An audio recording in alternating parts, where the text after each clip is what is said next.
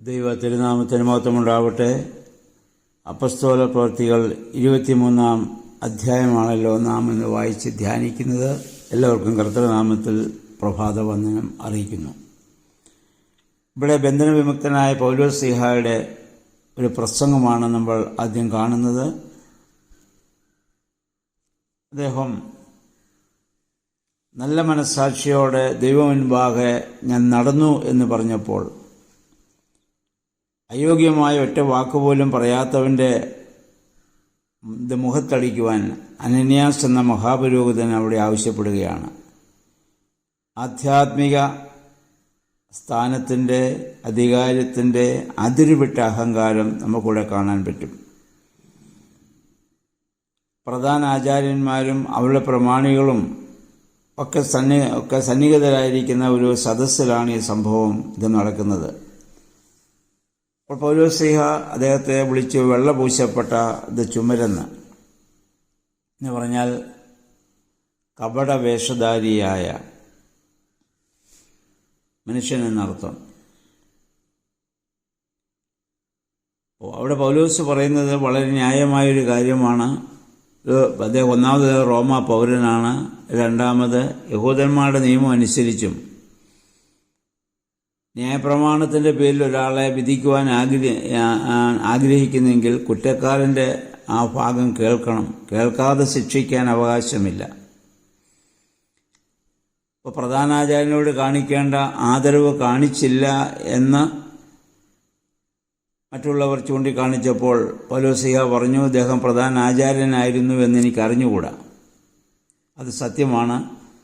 കാരണം വിശുദ്ധ പൗലോസിൻ്റെ മാനസാന്തര ശേഷം ആദ്യമായാണ് യെരുശലേമിലെ യഹൂദ സഭാ നേതാക്കന്മാരെ അദ്ദേഹം കാണുന്നത്. അതിൽ ആരെല്ലാം ഏതെല്ലാം സ്ഥാനത്താണെന്ന് അദ്ദേഹത്തിന് അറിയാമായിരുന്നില്ല. അതറിഞ്ഞു കഴിഞ്ഞപ്പോഴുള്ള അദ്ദേഹത്തിൻ്റെ വാക്കുകൾ സൂക്ഷിക്കുക. നിന്റെ ജനത്തിൻ്റെ തലവനെ നീ ശപിക്കരുത് എന്ന് പുറപ്പാട് 22-28 അദ്ദേഹം അവിടെ ആവർത്തിക്കുന്നു. അദ്ദേഹത്തിന് അറിയാഞ്ഞതുകൊണ്ടാണ് അദ്ദേഹം അപ്രകാരം ഒരു പ്രതികരണം അവിടെ നടത്തിയത്. അത് കഴിഞ്ഞപ്പോൾ പൗലോസ് ശ്ലീഹായ്ക്ക് മനസ്സിലായിരിക്കുന്നവരിൽ 2 വിഭാഗം ആളുകളുണ്ട്. ശാസ്ത്രിമാരുമുണ്ട്, പരീശന്മാരുമുണ്ട്. അതിലെ ശാസ്ത്രിമാർ പുനരുത്ഥാനത്തിലോ മാലാഖമാരിലോ ഒന്നും വിശ്വസിക്കുന്നവരല്ല. എന്നാൽ പരീശന്മാരിത് രണ്ടുമുണ്ടെന്ന് വിശ്വസിക്കുന്നവരാണ്. അപ്പം അദ്ദേഹം പറഞ്ഞു, ഞാനൊരു പരീശനാണ് എന്ന്. പൗലോസ് അവിടെ ഒരു പരീശനും പരീശൻ്റെ മകനുമായി ജനിച്ചവനാണെന്നുള്ള സത്യം പൗലോസ് വെളിപ്പെടുത്തിയപ്പോൾ അല്ലെങ്കിൽ പൗലോസിനെ കുറ്റം വിധിക്കാൻ കൂടിയിരുന്ന ആ സമൂഹത്തിൽ തന്നെ ഭിന്നിപ്പുണ്ടാകുന്നു.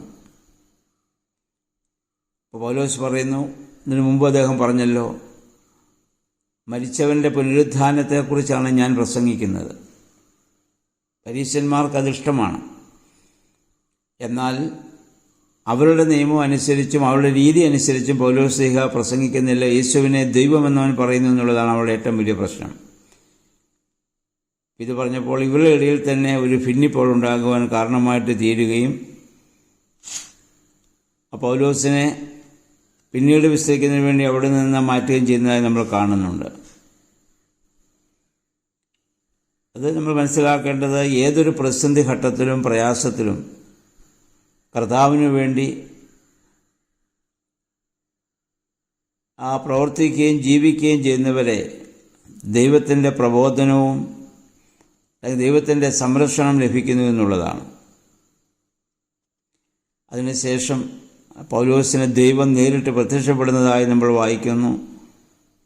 ഏതൊരു പ്രതിസന്ധിയിലും നീ ധൈര്യമായിരിക്കുക, നീ ശക്തനായിരിക്കുക, എനിക്ക് നിന്നെ ഇനി ആവശ്യമുണ്ട്, നിനക്ക് പ്രവർത്തിക്കാനുള്ള രംഗം ഞാൻ നിനക്ക് തുറന്നു തരുമെന്നൊക്കെ കർത്താവ് നേരിട്ട് തന്നെ പൗലോസ് ശ്ലീഹായ്ക്ക് ദർശനത്തിൽ അത് വെളിപ്പെടുത്തി കൊടുക്കുന്നുണ്ട്. അപ്പോഴാണ് ഈ പൗലോസിനെ അവർക്ക് ഒന്നും ചെയ്യാൻ സാധിക്കാതെ വന്നപ്പോൾ അതിൽ 40 പേര് കൂടി ഒരു തീരുമാനമെടുക്കുന്നുണ്ട്. പൗലോസിനെ വധിക്കുന്നത് വരെ അവരിനി ഭക്ഷണപാനീയങ്ങളൊന്നും ഭക്ഷിക്കുകയില്ല. അവരൊരു നേർച്ച അവിടെ നേരുകയാണ്. ഇത് പൗലോസിൻ്റെ സഹോദരി പുത്രൻ അത് അറിയുകയും പൗലോസിനെ ആ വിവരം അറിയിക്കുകയും ചെയ്യുന്നതൊക്കെ നമ്മൾ വായിക്കുന്നുണ്ട്. പിറ്റേ ദിവസം അല്ലെങ്കിൽ ഏതെങ്കിലും സമയത്ത് പൗലോസിനെ കാര്യങ്ങൾ വിശദമായി ചോദിച്ചറിയാനെന്ന വ്യാജേനെ അവിടെ കൊണ്ടുവരുന്നതിനും വരുന്ന വഴിക്ക് പൗലോസിനെ വധിച്ചു കളയുവാനും അവർ ആഗ്രഹിക്കുകയാണ്. ഇതൊക്കെയും ഇവിടെ നിന്നൊക്കെയും അത്ഭുതകരമായൊരു വിടുതൽ പൗലോസ്ലീഹായ്ക്ക് ദൈവം നൽകുന്നതായി നമുക്ക് കാണുവാൻ സാധിക്കുന്നുണ്ട്. പൗലോസിൻ്റെ സഹോദരീപുത്രൻ്റെ വാക്കുകൾ കേൾക്കുവാനും അതനുസരിച്ച് പ്രവർത്തിക്കുവാനും സഹസ്രാധിപനെ ഇവിടെ ദൈവം സഹായിക്കുകയാണ്. അവിടെ നിന്ന് പിന്നെ പൗലോസിനെ വളരെ സുരക്ഷിതമായി പടയാളികളുടെ ആ ഒരു കാവലോടുകൂടി കൈസറിയയിലേക്ക് അദ്ദേഹം അയക്കുന്നതായി നമ്മൾ കാണുന്നുണ്ട്. ഇവിടെയൊക്കെയും ദൈവത്തിൻ്റെ അത്ഭുതകരമായ ഒരു ഇടപെടൽ പൗലോസിൻ്റെ ജീവിതത്തിലുണ്ടാകുന്നത് നമുക്ക് കാണുവാൻ സാധിക്കുന്നുണ്ട്. ഇതാണ് ദൈവനാമത്തിനു വേണ്ടി നമ്മൾ ത്യാഗങ്ങളും കഷ്ടങ്ങളൊക്കെ സഹിക്കുമ്പോഴും മറുവശത്ത് ദൈവത്തിൻ്റെ വലിയ സംരക്ഷണവും ദൈവത്തിൻ്റെ ശ്രദ്ധയും ദൈവത്തിനു വേണ്ടി ജീവിക്കുന്നവരുടെ മേലുണ്ടാകുമെന്ന സത്യം നമ്മൾ മനസ്സിലാക്കുക. കാരണം പൗലോസിനെ ഇവിടെ നിന്നൊക്കെ എന്തുകൊണ്ട് ദൈവം വിടുവിക്കുന്നു, സ്വാധീനങ്ങളിലൂടെയൊക്കെ കടത്തിക്കൊണ്ടു പോകുന്നു. കർത്താവ് വഹിച്ചതുപോലെയുള്ള വലിയ ക്രൂശിൻ്റെ അനുഭവം പൗലോസിൻ്റെ ജീവിതത്തിൽ ഉണ്ടാവുന്നുണ്ട്. ആ അനുഭവത്തോടുകൂടിയാണ് അദ്ദേഹം സാക്ഷിയായിട്ട് തീരുന്നത്.